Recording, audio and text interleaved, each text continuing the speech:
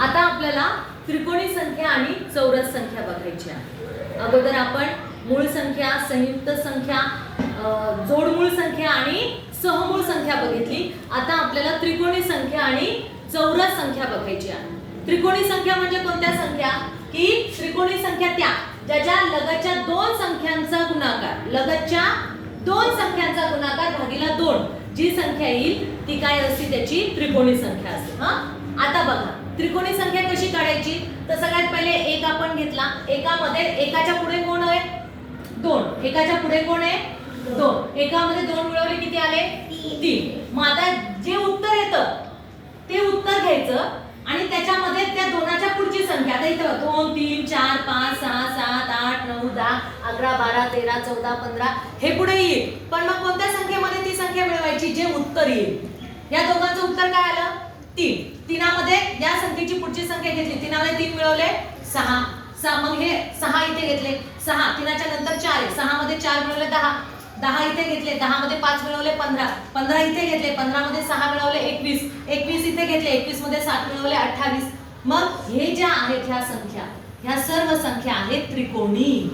या सर्व संख्या काय आहेत त्रिकोणी। आता त्रिकोण तुम्हाला माहिती आहे ना, मग आता हे जे ठिपके आहेत हे ठिपके मिळवल्यानंतर त्याचा त्रिकोण तयार होतो। आता हे किती ठिपके 6, ह्याचा त्रिकोण झाला। हे किती आहे 10, बघा आता 1 2 3 4 5 6 7 8 9 10 झाला त्रिकोण तयार। त्या ठिपक्यांमध्ये जर त्रिकोण तयार होत असेल तर तो काय होतो, त्या त्रिकोणी संख्या असतात। मग आता पुढे किती आहेत 15। मग असे जर ठिपके तुम्ही देत गेले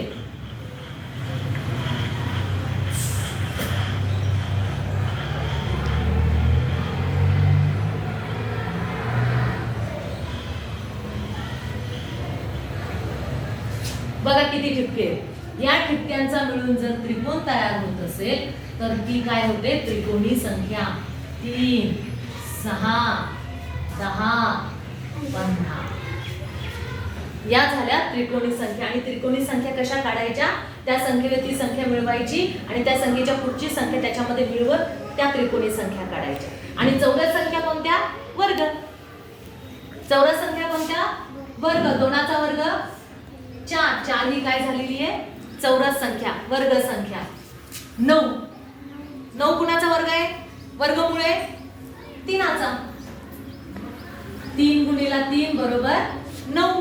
आता 16, कोणत्या दोन संख्यांचा गुणाकार 16 येतो 4 गुणिला 4, 4 चौक 16।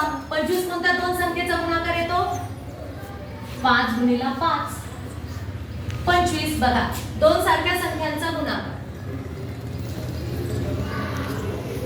लक्षात आलं, दोन सारख्या संख्यांचा जो गुणाकार येतो ती झाली चौरस संख्या, ती झाली चौरस संख्या। संख्येचा वर्ग, संख्येचा वर्ग म्हणजे चौरस संख्या। मग यावर आधारित तुम्हाला उदाहरण विचारल्या जातात। इथे त्रिकोणी संख्या दिल्या जातात, ह्याच्यामध्ये वेगळी संख्या दिल्या जाते। याच्यामध्ये तुम्हाला समजा 10 15 21 आणि इथे दिलेली आहे 27।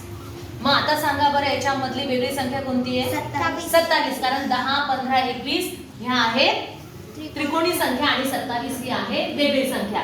मग अशा प्रकारची उदाहरणं तुम्हाला विचारल्या जातात। आणि तुमचे पाठ पाहिजे, जर तुमचे वर्ग पाठ असतील तर तुम्हाला लगेच वर्ग काढला जातो। जर इथे तुम्हाला 19 विचारलं, 19 आहे का कोणत्या संख्येचा वर्ग येतो का नाही, मग इथे वर्ग निघणाऱ्या संख्या देतात आणि मध्येच एक वेगळी संख्या देतात की जिचा वर्गच निघत नाही, मग ती संख्या तुम्हाला ओळखता आली पाहिजे।